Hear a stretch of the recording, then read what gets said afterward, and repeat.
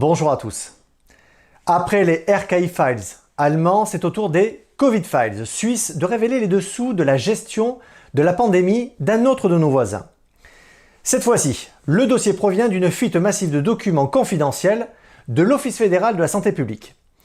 Il compile des données et des communications internes offrant un aperçu sans précédent des stratégies adoptées par les autorités suisses. Dans les grandes lignes, ces stratégies vont de l'influence médiatique omniprésente à l'entrave à la liberté thérapeutique, en passant par une discrimination abusive. Bref, de quoi se poser pas mal de questions sur les coulisses sur cette période si particulière. Alors, qu'est-ce que ces fameux Covid Files nous apprennent au juste? C'est justement ce que nous allons voir tout de suite. Les Covid Files suisses sont constitués de 1661 pages des procès-verbaux de la Task Force Covid de l'Office fédéral de la santé publique suisse, mis en ligne le 4 avril dernier.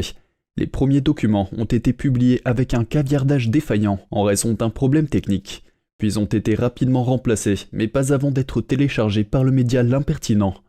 Parmi les révélations les plus frappantes, on découvre que les autorités suisses étaient conscientes de l'inefficacité des masques chirurgicaux dès le début de la pandémie. Malgré cela, elles ont choisi de ne pas informer la population, estimant que cela provoquerait une panique.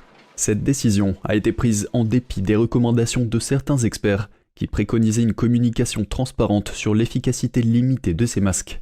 Les Covid Files révèlent également que les autorités suisses ont fait pression sur les scientifiques pour qu'ils modifient leur modèle de prévision de la propagation du virus.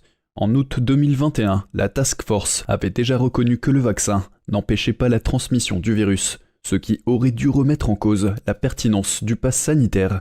Ces percées vaccinales ne sont alors pas systématiquement transmises, biaisant ainsi les statistiques d'efficacité vaccinale. Et malgré des données rassurantes sur les enfants, la Task Force encourage tout de même fortement leur vaccination. Plus surprenant encore, le 29 septembre 2021, un procès-verbal révèle la crainte de la Task Force que l'obligation de certificat vaccinal entraîne plus d'hospitalisation.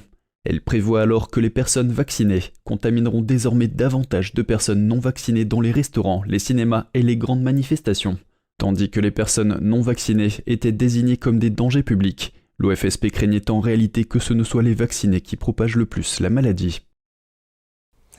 Cette ingérence politique dans le travail des scientifiques soulève de sérieuses questions sur l'indépendance de la recherche. Mais surtout, les Covid Files suisses ont de quoi provoquer une onde de choc dans le pays et ébranler la confiance du public envers les autorités.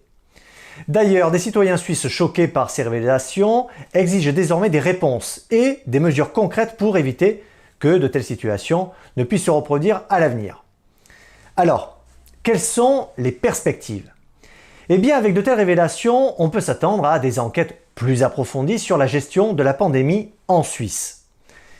De telles investigations pourraient conduire à des réformes dans la manière dont les crises sanitaires sont gérées, notamment en termes d'indépendance des institutions de santé publique vis-à-vis des influences politiques et médiatiques. Mais tout dépendra de l'ampleur que l'affaire prendra dans l'opinion publique dans les jours et les semaines à venir. Vous pouvez compter sur nous pour suivre ça de très près.